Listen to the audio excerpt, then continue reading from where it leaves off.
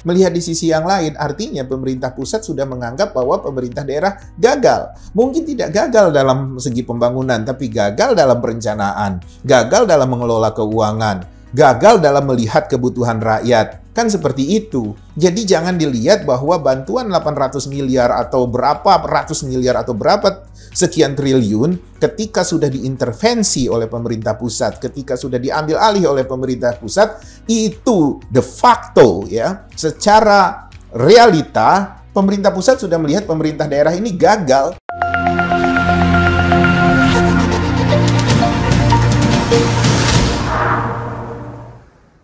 Halo teman-teman Citra Indonesia, kami jamin Anda menang. Kembali lagi bersama saya Triana yang kali ini akan membahas tentang bagaimana respon pemerintah daerah dalam viralnya kritik. Baik Pak, belakangan ini banyak sekali berita-berita pedas, viral dan juga heboh nih Pak di media sosial mengenai kerja atau kinerja dari pemerintah daerah.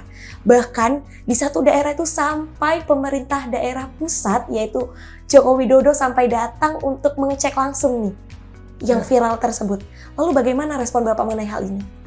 Ya, itu adalah sebuah peristiwa yang suatu saat memang bakal terjadi. Karena pemerintah daerah kita itu tidak terlatih untuk merespon kritik. Pemerintah daerah kita itu terbiasa dengan menganggap bahwa mereka ada di level elit yang memang bisa melayani rakyat dengan suka-suka. Masih lumayan kalau mereka menganggap mereka mesti melayani rakyat. Tapi melayaninya juga suka-suka. Tapi sebagian besar dari mereka menganggap bahwa mereka adalah amtenar. Mereka adalah orang yang punya jabatan yang orang lain itu harus patuh dan tertunduk-tunduk pada mereka. Nah, mental model seperti itu kan warisan zaman Belanda dulu tuh. Artinya sudah 1 abad lebih kita tidak berubah di pemerintah daerah yang menganggap diri mereka adalah orang-orang keren, orang-orang hebat, orang-orang yang punya jabatan yang bisa suka-suka mereka bersikap kepada rakyat. Jadi ketika ada kritik, mereka tidak terbiasa menerima kritik. Sehingga mereka nggak tahu bagaimana merespon kritik itu. Dan ketika mereka melakukannya dengan keliru, itu bisa berakibat sangat fatal. Bahkan akhirnya akan seperti yang kemarin terjadi kan, viral kemana-mana, netizen hiruk-pikuk, kemudian yang satu ikut komentar, 2 ikut komentar, 3 ikut komentar, yang semuanya itu nada-nada sumbang, nada-nada sengit, yang ngedengernya nggak enak di kuping. Seolah-olah pemerintah daerah itu udah nggak punya wibawa lagi. Tapi sayangnya pemerintah daerah juga tidak mengerti bagaimana merespon ini. Mereka selalu mengatakan kami sudah kerja siang malam. Kita nggak peduli mereka kerja siang malam. Yang kita lihat adalah hasil. Karena ketika kamu tidur, kita nggak tahu kapan kamu tidur. Ketika kamu kerja, kita juga nggak tahu kamu kerja.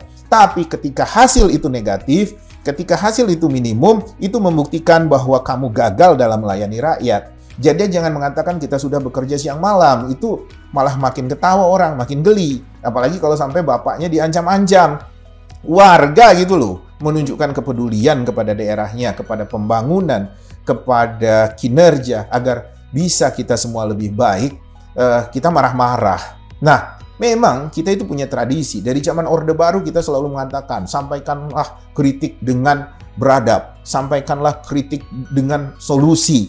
Hai, kritik itu mau beradab mau tidak, yang penting substansinya. Karena rakyat tidak dilatih untuk berbaik-baik buat kalian. Rakyat itu tidak punya kewajiban untuk bersikap baik sama pemerintah. Rakyat itu punya hak. Dan mereka berhak untuk menuntut haknya.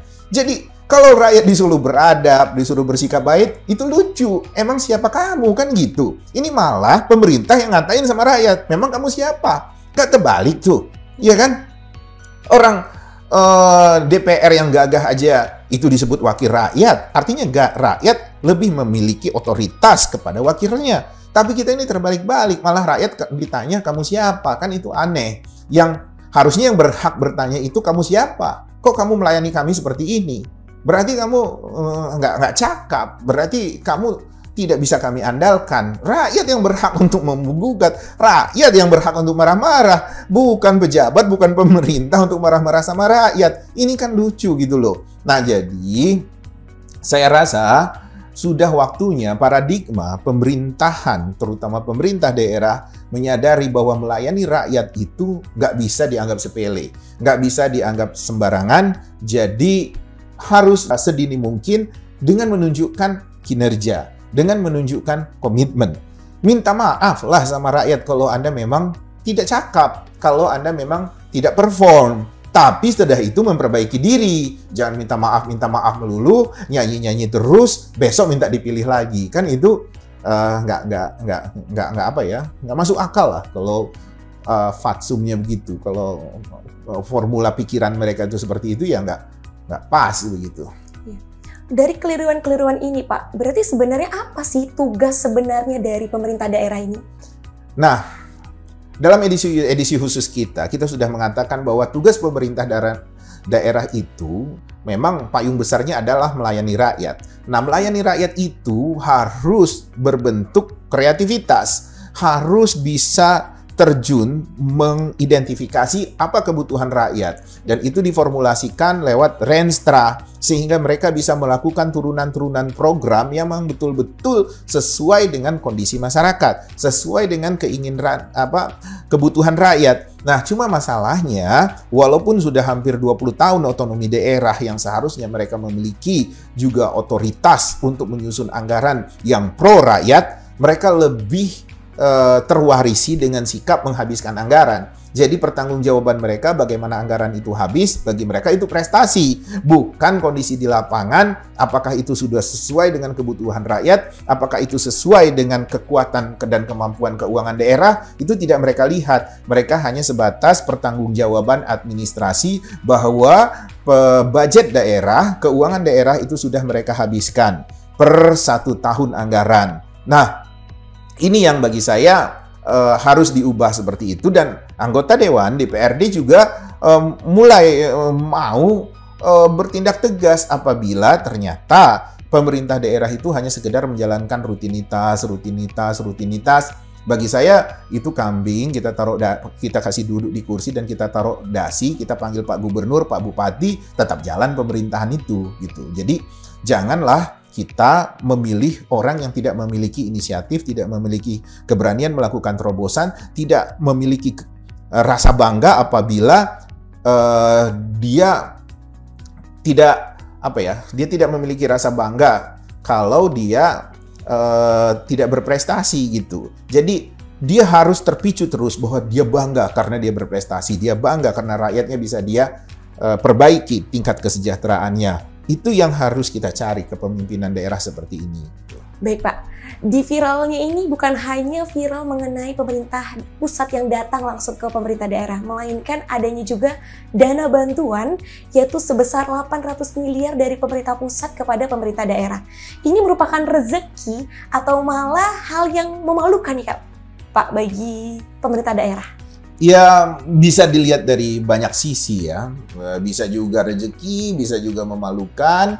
Tapi kan kalau itu dipandang rezeki, nanti besok orang akan membuat viral jadi-jadian. Lu viralin deh daerah ini biar dapat bantuan, lu viralin deh gitu kan. Akhirnya tidak genuine lagi, tidak muncul dari aspirasi masyarakat lagi.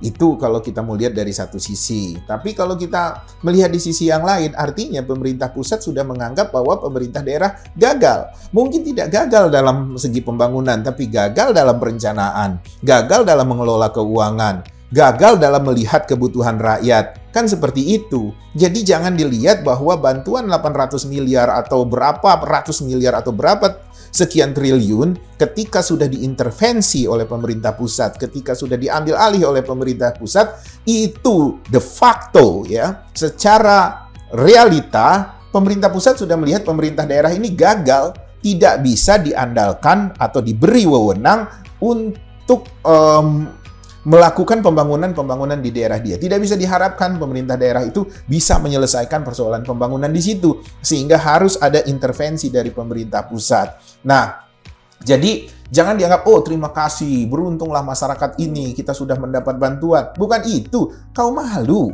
pemerintah pusat sampai turun? Selama ini apa fungsimu? Kan nggak semua daerah didatangi oleh pemerintah pusat. Pemerintah pusat datang seperti itu karena melihat kamu gagal.